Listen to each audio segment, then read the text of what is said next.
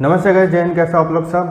आज हम लोग बात करेंगे पोजीशनिंग के बारे में। पोजीशनिंग क्या होती है एंड कितने तरीके की पोजीशनिंग होती है मार्केटिंग में। एसटीपी जो है वो मार्केटिंग स्ट्रेटजी का एक बहुत इंपॉर्टेंट पार्ट है, जिसमें सेगमेंटेशन, टारगेटिंग एंड पोजीशनिंग आता है। सेगमेंटेशन के ऊपर मैं वीडियो बना चुका हूँ, टारगेटिंग के ऊपर बना चुका हूँ एंड पोजीशनिंग के ऊपर ये वाला वीडियो है।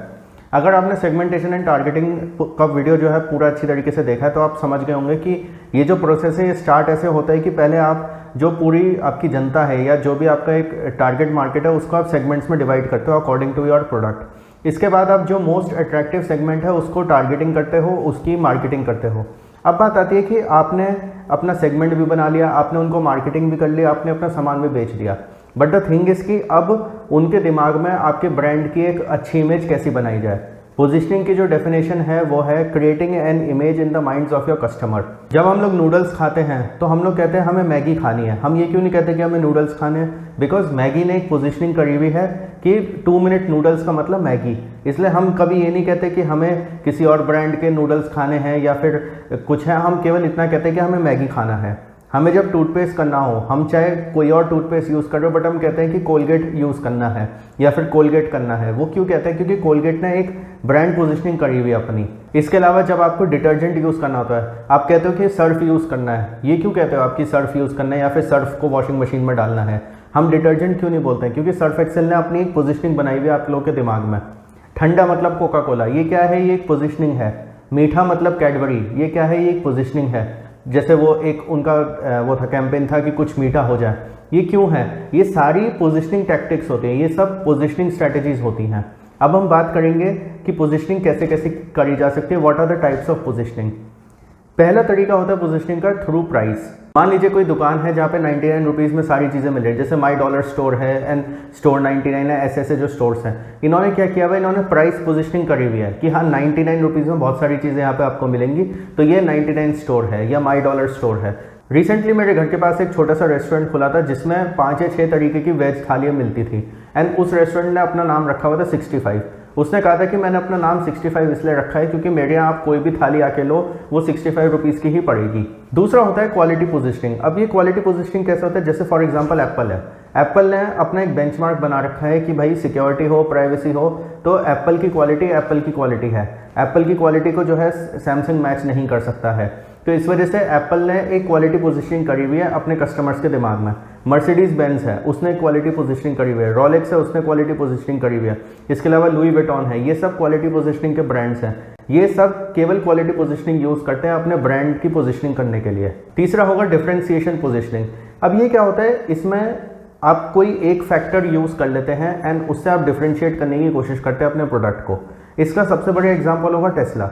देखिए इलेक्ट्रिक कार्स बहुत सारी कंपनियां बना रही है बट टेस्ला की गाड़ी जो है वो एक डिफरेंशिएटिंग फैक्टर हो जाता है। वो चाहे कितनी सस्ती हो, कितनी महंगी हो, उसमें क्वालिटी कैसी हो कैसी नहीं हो, टेस्ला ने अपनी एक पोजीशनिंग ऐसी करी हुई है कि भाई इलेक्ट्रिक कार्स मतलब टेस्ला का आप नाम लो। इलेक्ट्रिक कार्स और भी ब्रांड्स की आती हैं, जैसे BMW की आती है, ऑडी की आती है, मर्सिडीज की आती है, बट जब कोई इंसान टेस्ला लेता है ना तो वो एक अलग ही माइंडसेट होता है। तो this is called differentiation positioning. चौथा होगा कन्वीनियंस पोजीशनिंग। इसका मतलब सिंपल सा ये है कि आपका प्रोडक्ट इतना ज़्यादा कन्वीनियंटली अवेलेबल है कि ये चीज़ एज अ USP आपके प्रोडक्ट के लिए काम करती है। मान लीजिए आपका कोई प्रोडक्ट है जो अमेजोन पे अवेलेबल है। अमेजोन क्या है? अमेजोन हर कोई यूज़ करता है। तो आपने एक कन्वीनियंस दे दी लोगों को कि भाई मेरा प्रोडक्ट जो है अमेजोन पे अवेलेबल है, आप जब चाहे मंगा सकते हो। या फिर आप किसी FMCG प्रोडक्ट में हो जो कि सारी ग्रोसरी स्टोर्स पे अवेलेबल है, तो आपने कन्वीनियंस दे दी। अगर मेरे को डेयरी मिल्क खानी है तो मैं अपने घर के पास किसी भी शॉप पे जाऊंगा, किसी भी ग्रोसरी स्टोर पे जाऊंगा, मेरे को डेयरी मिल्क मिल जाएगी। क्यों? क्योंकि वो कन्वीनियंट है। बट अगर मैं कहूँगा कि भाई मेरे को लिंट की चॉकलेट खानी है या फिर फरेरो रोशर खानी है, वो मेरे को कुछ सिलेक्टेड दुकानों पे ही मिलेगी, तो उसमें मेरे को उतनी कन्वीनियंस नहीं मिलेगी जितनी मेरे को डेयरी मिल्क में मिलेगी। तो this is called convenience positioning. चौथा होता है कैरेक्टरिस्टिक पोजीशनिंग। अब कैरेक्टरिस्टिक पोजीशनिंग में क्या होता है कि आपके प्रोडक्ट का कोई एक कैरेक्टरिस्टिक फीचर है जो कि आपको और सारे प्रोडक्ट से डिफरेंशिएट कर सकता है। अगर हम गाड़ियों की बात करें तो टाटा एंड महिंद्रा इनकी गाड़ियाँ सेफ्टी रेटिंग के ऊपर ज़्यादा बिकती हैं। अगर किसी को अपनी गाड़ी में सेफ्टी से ज़्यादा फीचर्स चाहिए तो वो Hyundai की गाड़ी ज़रूर खरीदेगा, क्योंकि Hyundai वाले बहुत सारी फीचर्स देते हैं अपनी गाड़ियों में। अगर किसी को रिलायबिलिटी चाहिए तो वो Honda की गाड़ी लेगा या फिर मारुति सुजुकी की गाड़ी लेगा।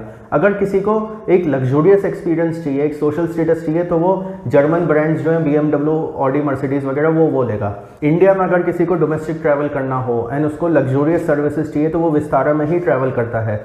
क्यों? क्योंकि विस्तारा ने ये कैरेक्टरिस्टिक फीचर बना रखा है अपना कि भाई हमें डोमेस्टिक सर्विसेज लग्जूरियस देनी है। तो ये होता है कैरेक्टरिस्टिक पोजीशनिंग, जिसमें आप कोई एक फीचर अपना यूज़ करते हैं एंड अपने प्रोडक्ट को डिफरेंशिएट करने की कोशिश करते हैं, उसकी एक इमेज बनाने की कोशिश करते हैं। अगला होगा कस्टमर सर्विस पोजीशनिंग। अभी कस्टमर सर्विस पोजीशनिंग का मतलब क्या होता है कि आपका प्रोडक्ट कैसा भी हो, बट आपकी कस्टमर सर्विस ऐसी है कि लोग आपका प्रोडक्ट बार बार लेते हैं।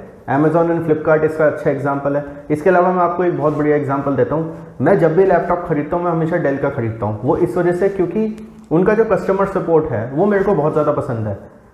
आपके लैपटॉप में कोई भी प्रॉब्लम आ जाए, कुछ भी आ जाए, उनका टेक सपोर्ट हर एक मदद करेगा आपकी, पूरा आपको बता देगा आपको क्या चीज़ कैसे करनी है, क्या है क्या नहीं है, वो सब बता देता है। कहीं ना कहीं ये चीज़ मैंने देखी है, ये और जो ब्रांड्स हैं उनमें नहीं है। तो लैपटॉप्स की जब बात आती है तो कस्टमर सर्विस जो है वो डेल की बहुत ज़्यादा अच्छी है, तो इसलिए मैं डेल को हमेशा प्रेफर करता हूँ। तो ये डेल ने क्या किया, ये मेरे को एक कस्टमर सर्विस वाली पोजीशनिंग करी उन्होंने कि भाई अगर आप डेल का प्रोडक्ट ले रहे हो तो आपको कस्टमर सर्विस बहुत बढ़िया मिलेगी।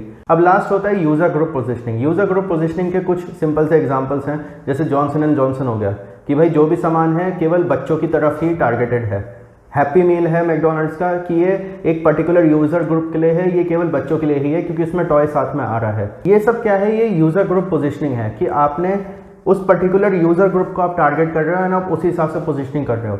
तो गाइज ये थे 7 तरीके पोजीशनिंग के। हालांकि कुछ और भी तरीके हो सकते हैं जो मार्केटर्स यूज़ करते हैं।